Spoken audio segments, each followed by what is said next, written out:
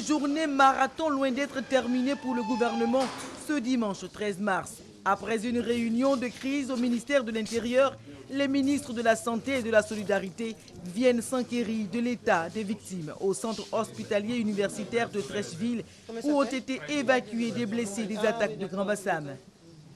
It's okay. Are you set to feel? Are you feel? Feel right? Okay. Fracture du fémur, le fémur gauche, une fracture ouverte. Donc je pense qu'avec la diligence du DG, tout le matériel a été réuni. D'ici quelques heures, d'ici quelques minutes, je dirais, va monter au bloc pour la prise en charge. D'un témoignage à un autre, tous les survivants ont cru entendre des pétards.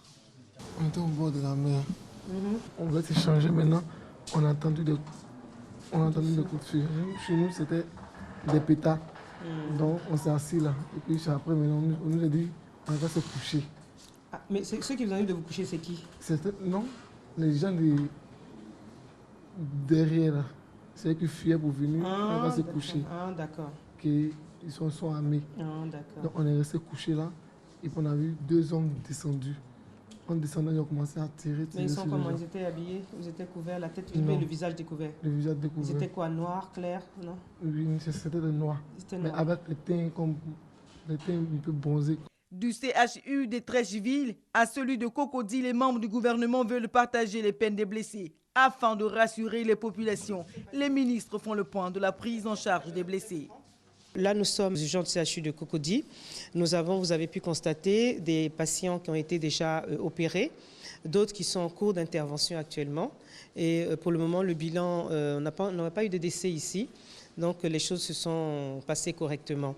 Dans la liste des 4 premiers qui ont été donc transférés au CHU de Treichville, on a malheureusement une patiente qui, quelques minutes plus tard, est décédée. Mais en dehors de ça, on a pu récupérer tous les autres. Et il y a 2 qui étaient en salle d'intervention, qui sont sortis du bloc, et 2 autres sont en train d'entrer au bloc au CHU de Treichville. Déjà, nous avons une petite cellule de crise au ministère de la Solidarité, de la Cohésion sociale et de l'indemnisation des victimes. Les familles qui ont besoin d'informations peuvent nous appeler pour se rassurer. La solidarité du gouvernement ne cessera de s'exprimer pendant ces périodes de tristesse et de douleur. 2 heures plus tôt avant cette visite, c'est le chef de l'État lui-même qui présentait ses condoléances aux parents des personnes décédées sous les balles des terroristes.